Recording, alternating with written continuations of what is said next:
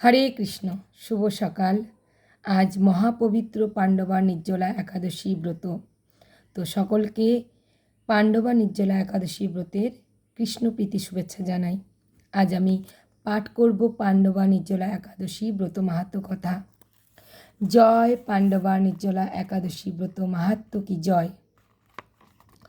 জ্যৈষ্ঠ শুক্লপক্ষের এই নির্জলা একাদশী ব্রত সম্পর্কে ব্রহ্মবৈবর্ত পুরাণে শ্রী ভীমসেন ব্যাস সংবাদে বর্ণিত হয়েছে।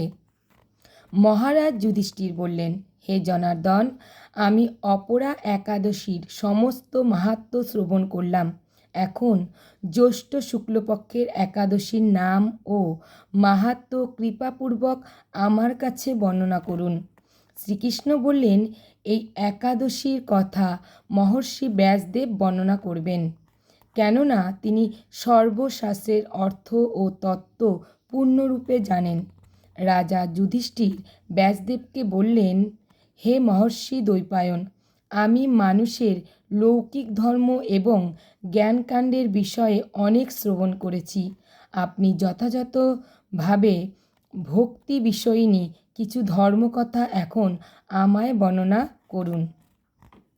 শ্রী ব্যাসদেব বললেন, হে মহারাজ, তুমি যেসব ধর্মকথা শুনেছ, এই কলিযুগের মানুষের পক্ষে সে সমস্ত পালন করা অত্যন্ত কঠিন, যা সুখে সামান্য খরচে অল্প কষ্টে সম্পাদন করা যায়, অথচ মহা ফল প্রদান করে এবং সমস্ত শাস্ত্রের সারস্বরূপ সেই ধর্মই কলিযুগে মানুষের পক্ষে করা শ্রেয়।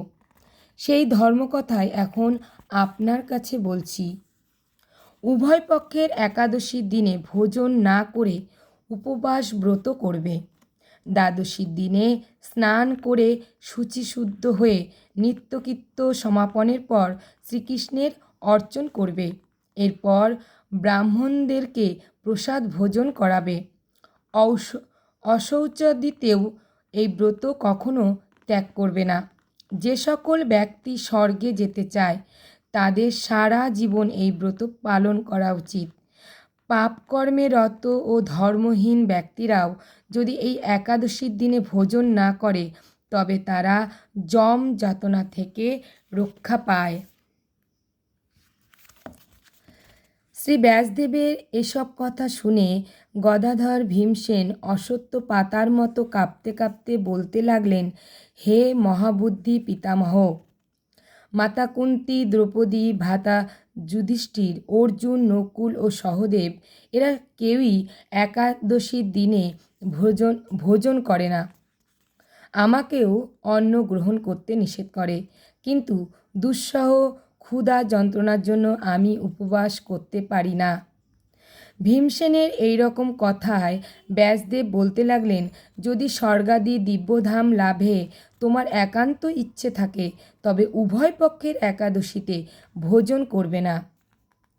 তদুত্তরে ভীমসেন বললেন, আমার নিবেদন এই যে উপবাস তো দূরের কথা, দিনে একবার ভোজন করে থাকাও আমার পক্ষে অসম্ভব। কারণ আমার উদরে বৃক নামে অগ্নি রয়েছে। ভোজন না করলে কিছুতেই সে শান্ত হয় না। তাই প্রতিটি একাদশী পালনে আমি একেবারেই অপারগ। হে মহর্ষি, বছরে একটি মাত্র একাদশী পালন করে যাতে আমি দিব্য ধাম লাভ করতে পারি, এই রকম কোনো একাদশীর কথা আমাকে নিশ্চয় করে বলুন। তখন ব্যাসদেব বললেন, জ্যৈষ্ঠ মাসের শুক্লপক্ষের একাদশী তিথিতে জলপান পর্যন্ত না করে সম্পূর্ণ উপবাস থাকবে, তবে আচমনে কোনো দোষ হবে না। ওই দিন অন্নাদি গ্রহণ করলে ব্রত ভঙ্গ হয়। একাদশীর দিন সূর্যোদয় থেকে দ্বাদশীর দিন সূর্যাস্ত পর্যন্ত জলপান বর্জন করলে অনায়াসে 12টি একাদশীর ফল লাভ হয়। বছরে অন্যান্য একাদশী পালনে অজান্তে যদি কখনো ব্রতভঙ্গ হয়ে যায় তাহলে এই একটি মাত্র একাদশী পালনে সেই সব দোষ দূর হয়। দ্বাদশীর দিনে ব্রাহ্ম মুহূর্তে স্নানাদি কার্য সমাপ্ত করে শ্রীহরি পূজা করবে। সদাচারী ব্রাহ্মণদের বস্ত্রাদি দানসহ ভোজন করিয়ে আত্মীয় স্বজন সঙ্গে নিজে ভোজন করবে।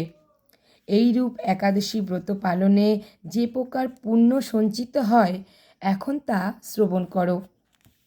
সারা বছরের সমস্ত একাদশীর ফলই এই একটি মাত্র ব্রত উপবাসে লাভ করা যায়। শঙ্খ চক্র গদা পদ্মধারী ভগবান শ্রীকৃষ্ণ আমাকে বলেছেন, বৈদিক ও লৌকিক সমস্ত ধর্ম ত্যাগ করে যারা একমাত্র আমার শরণাপন্ন হয়ে এই নির্জলা একাদশী ব্রত পালন করে, তারা সর্বপাপ মুক্ত হয়। বিশেষত কলিযুগে ধনসম্পদ দানের মাধ্যমে সদ্গতি বা স্মার্ত সংস্কারের মাধ্যমেও যথার্থ কল্যাণ লাভ হয় না। কলিযুগে দ্রব্যশুদ্ধি নেই, কলিতে শাস্ত্রোক্ত সংস্কার বিশুদ্ধ হয় না, তাই বৈদিক ধর্ম কখনো সুসম্পন্ন হতে পারে না। হে ভীমসেন, তোমাকে বহু কথা বলার আর প্রয়োজন কি? তুমি উভয় পক্ষের একাদশীতে ভোজন করবে না। যদি তাতে অসমর্থ হও, তবে জ্যৈষ্ঠ মাসের শুক্লপক্ষের একাদশীতে অবশ্যই নির্জলা উপবাস করবে। এই একাদশী ব্রত ধনধান্য ও পুণ্যদায়িনী। যমদূতগণ এই ব্রত পালনকারীকে মৃত্যুর পরও স্পর্শ করতে পারে না। পক্ষান্তরে বিষ্ণুদূতগণ তাকে বিষ্ণু লোকে নিয়ে যান। শ্রী ভীমসেন ওই দিন থেকে নির্জলা একাদশী পালন করতে থাকায় ওই একাদশী পাণ্ডবা নির্জলা বা ভীমসেনী একাদশী নামে প্রসিদ্ধ হয়েছে।